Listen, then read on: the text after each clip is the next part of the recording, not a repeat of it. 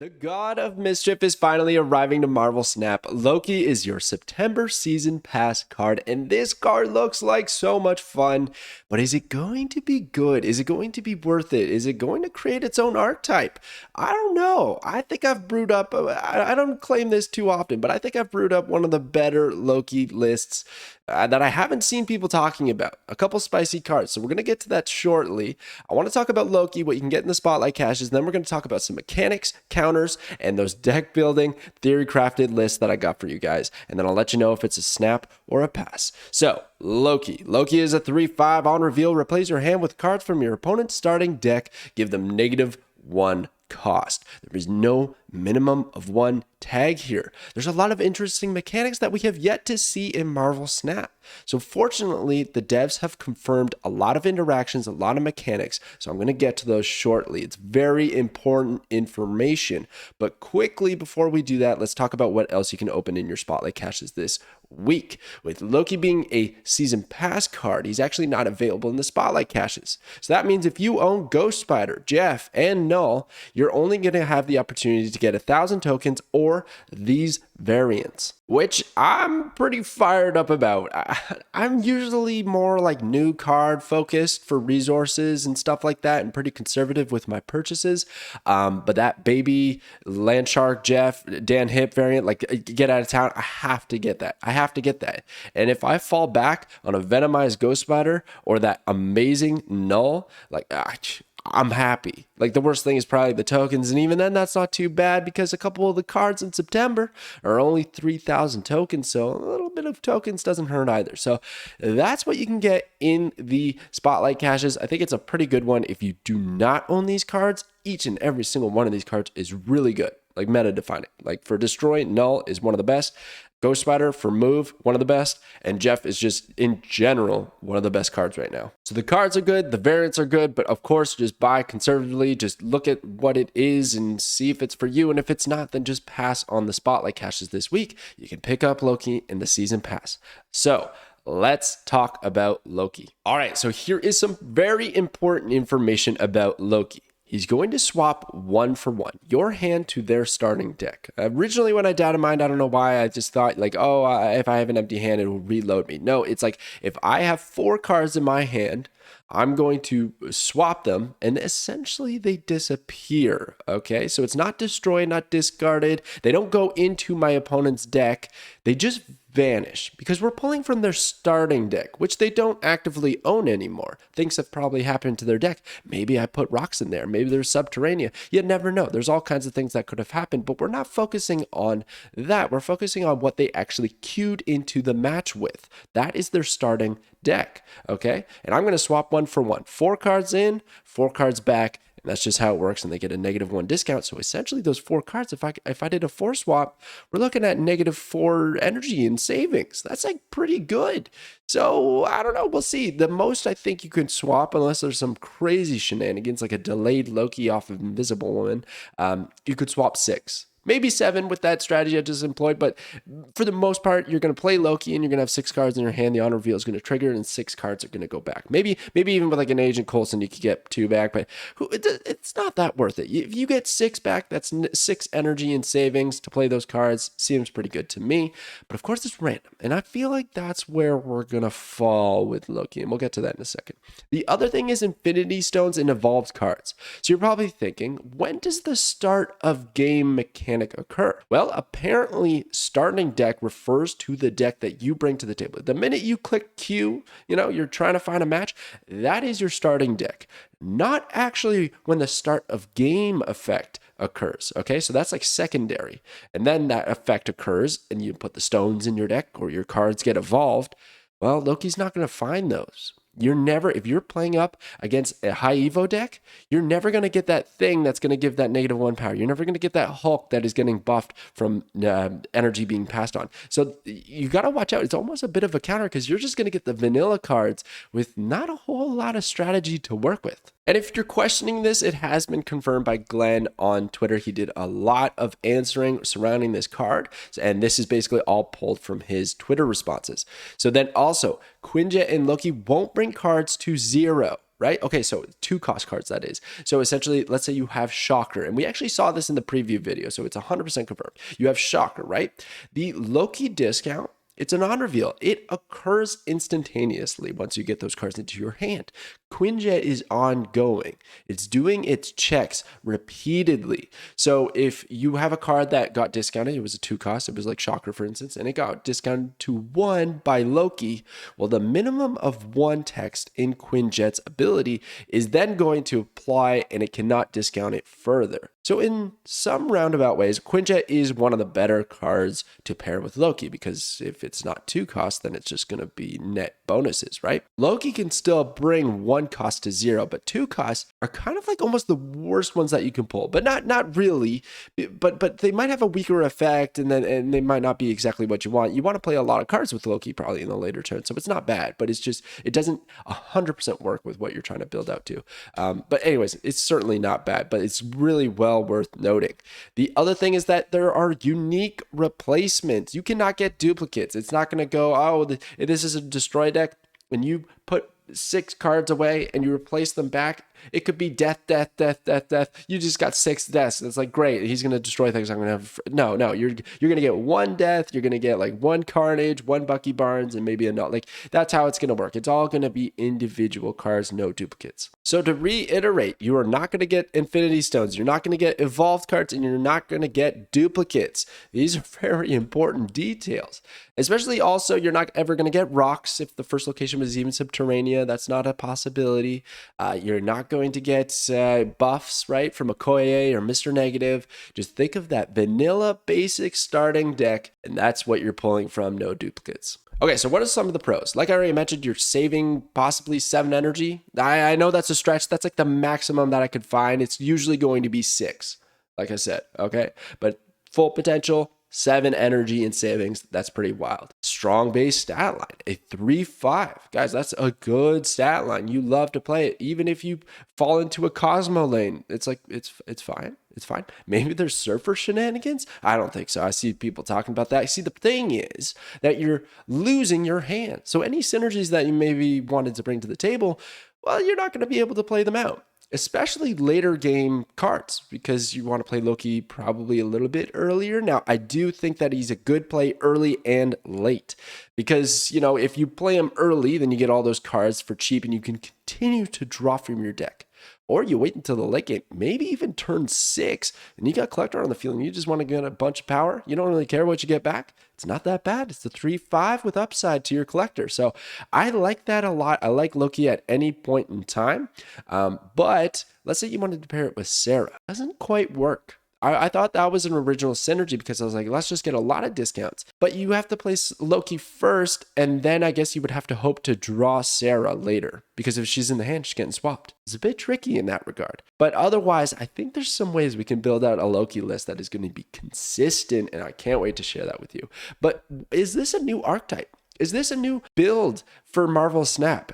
I don't know if it necessarily is. I mean, the card, compared to a lot of cards, right? It's not just supporting. It is essentially doing its entire thing. If you have Loki in your deck, you're playing a Loki deck. I don't think it's going to work out in just about anything. Like, you got to kind of build around this card in some shape or form. Maybe not entirely, but like I bet like 3 to 4 cards you got in there are to support Loki, not the other way around. It's reminiscent for me, having been a Hearthstone player, of like Thief Priest, or maybe even Burgle Rogue, something like that, where you're kind of copying whatever your opponent has and using it against them in either some discounts or some other synergistic ways. So I would like to see maybe some more cards like that printed by Marvel Snap. Like, if you have a card that was in your opponent's starting deck in your hand, then this card is discounted by X amount, or you can, I don't know, destroy a card on the other side of the board. Something like that I think would be pretty fun. A Burgle Marvel Snap deck, a Burgle Loki list. It's fitting too thematically.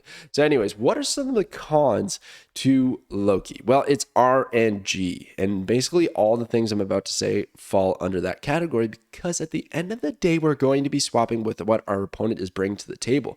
We're essentially hoping that they are using good cards that we can somewhat manage and make use of. See, here's another thing. If you're playing against a discard deck, right, you might get a bunch of discard cards, but then no APOC or no Swarm, no Beneficiary, right? Because you're only going to get, like I said, max of 7, probably in most cases 6 cards from their starting decks. That's half of their deck. And that seems pretty good, but how many times do you play a game of Marvel Snap where you just didn't draw that one card you really needed for your build, and you're kind of stuck and you end up retreating? Well, that might happen with the Loki. Now, of course, you get all those discard cards. If you're getting, I don't know, like even Clean Wing and a few other things, they're going to 1. That's just good stats for the cost that you're investing. So that's great, but it might not always work out. That's the problem that I see with this card. It might not always be a good return. And then you're kind of stuck hoping you draw your other cards to kind of fill out the game. I think America Chavez is a great synergistic card with Loki to increase our odds of actually drawing him. And then also knowing that on turn 6, we're getting a decent card that we can play if we want to hand dump on turn 5, all of these cheap things, hopefully cheap. Now that's the other problem with Loki. Let's say your opponent's playing like a Lockjaw Thanos list. Well, we know we're not getting the Infinity Stone, so we're probably going to get all of those high cost, high power cards from our opponent, which isn't too bad because then we could probably play 1 on turn 5 and then 1 on turn 6, right? 2 6 costs with the 1 discount. But that's not really where I see this, being the best opportunity, the best way to play Loki. Like, you're essentially getting 1 energy savings by playing Loki, and then you get to play 2 6 costs. It's going to be a little bit tricky. So if you get a lot of high costs, they're still going to be difficult to play, even if they've received discounts. I think in a perfect world, you just get a bunch of 4 3 cost stuff so that they're all super cheap, and you got Quinjet on the board, and your turn 5 and 6 is just crazy. Which brings me to the final point, in that there are many deck building challenges with this card because you do not have agency over what you're going to play. You're just kind of like hoping, yeah, I hope I get good cards for my opponent. Let's see, let's find out. Now, another interesting note about Loki is Conquest versus Ladder. In Conquest, you're going to be playing the same deck over and over and over again. And they're going to know that you got Loki, and then you're going to know what you have a good chance of getting. You're going to like track their deck and stuff like that. So I find that a little bit more interesting. I don't even know if it's better or if it's worse in that kind of format. You guys let me know in the comments below, but it's definitely going to be different compared to a ladder experience with Loki. There's going to be a lot more variance, a lot more RNG with Loki. Maybe you're just going to play it every time on ladder because you don't know what you're going to get. Whereas Conquest, if you don't like your possibilities, your options that you could receive from Loki's effect, you choose not to play him, play out the rest of your deck. So let's get into some counters for Loki if you don't plan on getting this card, because there's quite a few. All right, so of course, every time Cosmo's a counter. Cosmo's a counter because it's not revealed, but it's actually not the best counter this week, I would say, because of the good stat line that Loki possesses. So I think it's not too shabby. I think some of the more disruptive counters, well, the number one, and he's not even released. I don't like doing this, but sometimes the comments, you guys just forget that I know what cards are coming out. But Mobius. So I don't like to talk about a card that hasn't actually been released. But obviously Mobius is getting a lot of generation, a lot of talk right now. And he's gonna completely deny the Loki strategy because he's going to disable the fact that they are discounted. They'll go back to their original cost. Because his ability says that your opponent's costs cannot be reduced, and then your costs cannot be increased. So it's a very strong ability, and it will hurt the Loki strategy. But I think the best ones are actually High Evo and Thanos. Because if you can't get, what my deck, the essence, the core strategy of my deck is doing, and you're going to get junk, like, I don't know, like Thanos, maybe not so bad because a lot of good cards are paired with Thanos, but High Evo, if you're getting all my vanilla cards, that is going to be disappointing for you. They will have premium stat lines though. I guess that's the good upside. You get the Thing, it's going to be a 3/6. That's pretty good. You get Hulk, he's a 5/12. But like, don't you want cooler, funner stuff? I just feel like those deck lists will do pretty well against the Loki strategy. Wave, Sandman, these are just great to slow down the Loki player. Ideally, you want to use those discounts and play a lot of cards in multiple turns. if you can only play one card per turn, or wave only lets you play one on the final turn and you save them up for that final turn, that's going to hurt. It's going to feel really bad. So gotta watch out for those. And then Black Bolt. This could also go with Moon Knight, Silver Samurai, anything that's going to get rid of the cards that you want to, because you want to have a big hand size, right? You want to have a lot of cards in your hand. So if they use those cards to get rid of the cards, you can't take advantage of Loki's effect as much as you might want to. So those are some of the counters to Loki, but let's talk about some deck building. All right, so some key synergies. Some of the obvious ones are Quinjet, Collector. Like, these are just nuts. Quinjet further discounting the cards, Collector getting like possibly 6. If you do a 6 hand swap, you're getting 6 power to the Collector. Unreal. 2-8, easy, plus maybe other shenanigans. Bishop seems really good because, and Angela, could put Angela here, but those kind of cards where the playing cards is really good because all the discounts, making it really cheap, allowing us to play a lot of stuff, seems great. Sentinel is actually super good because, again, you want a lot of cards in your hand when you play Loki. So if you can still get power on the board, do something with your early turns before that Loki setup, but still retain cards in your hand, that's great. Love it. Sentinel's so good. And then the last card that I do not see people talking about, and that is Agatha Harkness. And I never talk about this card because I do not like RNG. I don't like playing Agatha decks because it's just frustrating. You don't get to control what you're gonna do. She always makes the worst play. But here we go. Chaotic Neutral on the far left there. Okay, so this is the deck. This is the deck. Guys, I'm going to be streaming some Loki tonight. Tune into the channel. We're going to be live on YouTube right when Loki drops. Chaotic Neutral is what I am playing tonight. I think this deck is sick. So the idea being, right, we're going to have a big hand with Quinjet, Collector, Sentinel, Crystal. A lot to draw, maintaining a lot of cards in our hand while benefiting the Loki strategy. Then Agatha, she's piloting this deck for a little bit, because when we play Loki, it's going to swap the hand, removing Agatha from our hand. We're going to get other stuff and we're going to take control of the game. Now, I want to really guarantee that Agatha plays Loki. So I got America Chavez in the deck, right? So America Chavez, she's going to be at the bottom. Don't worry about it. Agatha is actually going to jump from our deck to the starting hand. She is an additional draw compared to any other card in the game.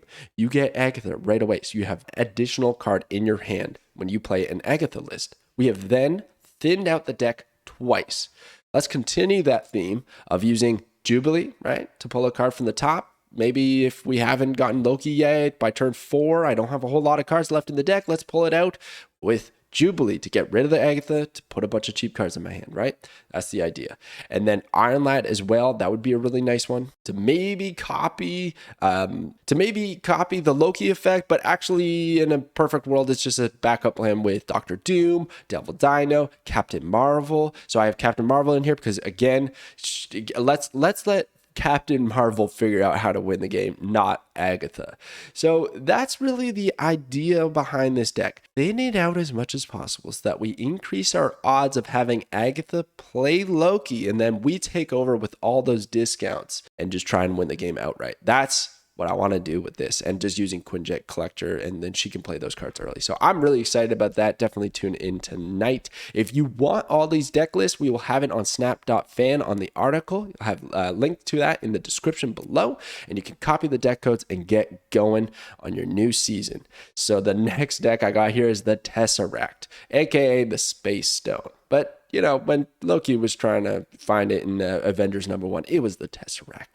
And Thanos here is going to be in the deck. It's a pretty staple, big Thanos Lockjaw deck. So we're using all the stones to cycle Lockjaw to get those big cards out. But if we happen to pop Loki, I'm fine with it because we're probably going to have a lot of cards in our hand. All the stones pretty much draw you cards. So we're probably going to have a lot of stuff and a lot of that late game that we can't even play later. And I'm perfectly fine playing Loki despite having Thanos, Magneto, Dr. Doom in my hand. I can only play one of those anyways. I would rather reload, take what my opponent has, and play a bunch of cards to stack on the Angela, stack on the Bishop, stack with Collector, get those buffs going.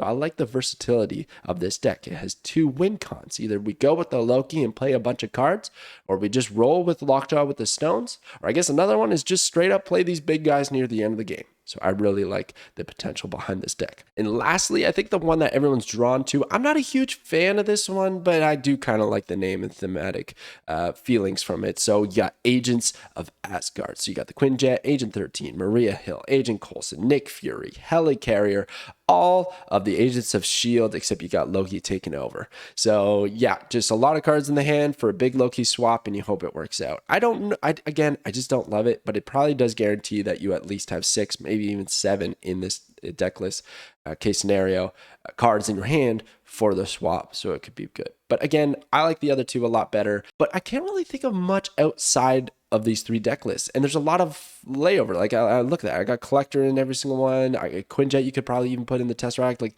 there's just not a whole lot of deck building opportunities. I feel like we need more of those Burgle cards to make it really cool, really interesting with Loki. But this is a great start. I do love the card, but is it a snap or is it a pass? Okay, so you probably guessed it at this point, but it is a snap for me. I like getting the season pass cards because I think there's some of the best value that you can get in Marvel Snap, because not only are you getting a brand new card, but you get all of the rewards from the season pass, which accumulates to the most possible rewards you can get for your dollar in the game. So it just ends up being a very good way to spend your money if you are going to choose to do so. I'm perfectly fine passing on this one if you don't like to spend money on this game, though. Because, you know, Loki, while I think he's going to be very fun, I don't think he's going to be meta-defying. He's not going to flip the game on its head. It's just going to be a fun alternative options to a lot of the decks that are kind of staples in the game right now. Sometimes it gets a little bit dry for me. The meta can stale up a little bit, and like there's a card change here or there, maybe an old deck that's revisited. Whereas this time around, I really feel like this is going to be a pretty fresh experience with Loki, and I'm really looking forward to it. So for me, he's a snap. We're picking them out tonight. We're playing them on stream. Tune in tonight when the Loki season flips over. And anyways, thank you so much for watching, everybody, and I will catch you guys next time.